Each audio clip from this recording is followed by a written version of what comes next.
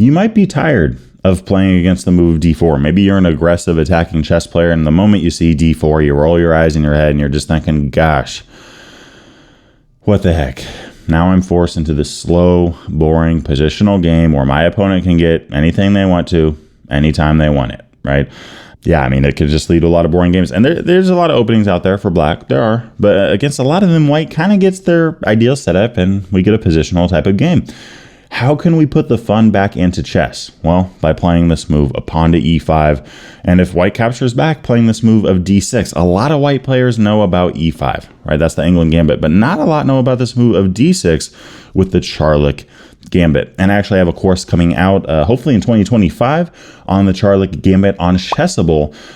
Me and my guy, Russ Southern, worked together to make this course. And it really has a lot of great, features and lines and variations to help you guys take your game to the next level and just put the fun back into chess when it comes to the move pawn to d4. But this is a very fun opening for black. I'm just going to be giving you a quick, summary on it. And go try it out. See how you like it. And I do have a course coming out soon on the Charlick Gambit. So I'll make an announcement once that is out. But okay, first off, what if white doesn't accept it? Let's just, in the course, we go over a bunch of different moves, but let's just say we see this move, bishop f4. All right, we play knight c6. The moment white wants to take, all right, queen f6. That's the whole idea. Attacking the bishop, attacking the pawn on b2. We're putting pressure on d6 here. Okay, if you want to take on c7, we'll just snatch off your bishop. That's great for us. And if you want to play queen c1, trying to hold on to everything. By the way, I've had multiple games where my opponent will play bishop c1 there, going all the way back to hold on to b2. But then we take on d6. Sure, we're down a pawn, but we got 3 pieces developed. You got 0. I'll take it. And if queen c1, we can capture on d6. And the whole idea here is that we're going to try to castle queenside very quickly, form a battery ram here, if that is what takes place, and have some fun. Now, if white does end up capturing, bishop takes, again, we want to castle queenside as fast as we can. If a move like knight f3, we can play knight c6, bishop g4, put pressure against that minor piece. And let's say we see something like e3, queen e7. Get the queen out of the way there, right? A battery ram was there before because the queen was on d6, but in this case, get the queen out of the way, castle queenside, and white needs to be very careful here. For example, if castling kingside, whoa, the queen is in our vision, our line of vision there. Now, it might be tempting to play bishop takes h2 a check. The problem with this is knight takes, we capture on d1, and white doesn't need to actually take the rook. They can take a minor piece, and of course we can save our rook, but then it's pinned, right? So we're kind of saving our rook from just getting captured off for nothing, but it's still pinned. And this is still winning, but it's much better actually to play bishop takes f3 first. If they don't want to take back, then, come on, what's white doing? And if they do capture back, we throw in a check and then take the queen. Now there's no tricks there. We already traded off the bishop for a minor piece. So if you want to play bishop g4 now, it just doesn't make a ton of sense. Because what are you getting out of that? So, okay, rook takes d1. In this case, we can throw in a check, play knight e5. This is great for black. We're up in material, and we have a queen, and they don't. It's hard to. I had a tournament recently, somewhat recently. I guess it wasn't recent. It was like maybe a couple years ago, but I had a rook, a minor piece, and a pawn. I actually covered it on the channel. A hippo game where I misplayed it.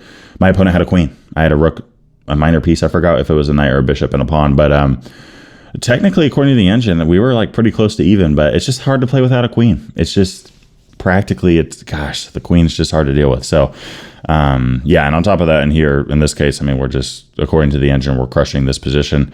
A lot of great attacking ideas on the way here, and white might resign this game pretty quickly. Going back to castling queenside, if white sees this and they play a move like bishop to d2, all right, let's develop our knight. If you want to castle h5, let's start expanding on the king side of the board. If h3, we're actually not worried about them taking our bishop, so that's not why we end up taking that knight. If they do capture our bishop, our rook just becomes a monster on the h-file. But okay, we're going to take on f3 to get access to that e5 square that was previously defended. We're threatening a mate in 1. And if you play a move like g3, let's play h4. Start breaking this game open. Going back to h5, a move like knight d4. We can capture on d4. Taking on g4 there just doesn't do much. We capture back with the h-pawn. And again, this rook is a monster. Now we throw in a check, king h1. Your king cannot move, and our rook is aimed directly towards it. yeah, we're over -8 here is black. So knight takes d4. If white ends up taking on d4, we actually have a sacrifice here. And these are all lines that we cover in the course, and we cover a bunch more. If king takes h2, we can actually play rook takes d4, pinning that bishop to the queen. And if a move like queen c1, all right, let's throw in a check. Right? You try to get out of the pin. All right, we throw in a check. Guess what? We are going to win this bishop on d2. Now, we shouldn't do it now because we don't want to get our rook trapped. So let's take on e2 first and then capture on d2. And if white goes, you know what, I don't want to get checked, then, okay, we play queen d7. Queen d6 here, it doesn't come with check. So now knight b5 is a little bit tough to deal with. And we can't just take on d2 and go, oh, you'll take my queen, I'll take yours. But, oh, wait a second, we're in check. Now we're losing. So in that case, you can play the move of queen to d7. Put a bunch of pressure on that bishop. And if a move like knight b1 trying to hang on to it, knight e4, we got 1, 2, 3 pieces all going after that bishop on d2 that cannot move without losing the queen.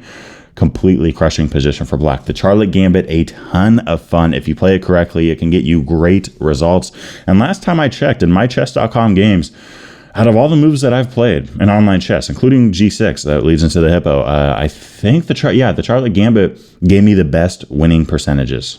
Right, I'm playing, you know, players over 2,400, over 2,500 in online chess and getting great results with this. And it's especially fun in those faster time controls, right? I'm not sitting here saying, hey, if you're a 2,300 USCF FIDE player, go play this in a tournament. What I'm saying is if you're a very advanced player, it's a lot of fun in quicker time controls. And if you're a club or a beginner player, this could actually work pretty well in over the board chess, I think. But yeah, it's just fun. And let's face it, there's not a lot of fun stuff against the move of d4. Thanks for watching today's video. I wanted to give a big shout out to my Patreon supporters for the month of October in 2024. If you guys haven't checked out the Patreon before, there's some exclusive benefits that you gain by becoming a member. And if you join, I look forward to seeing you over there. Subscribe for more content, and I'll see y'all in the next video. Peace.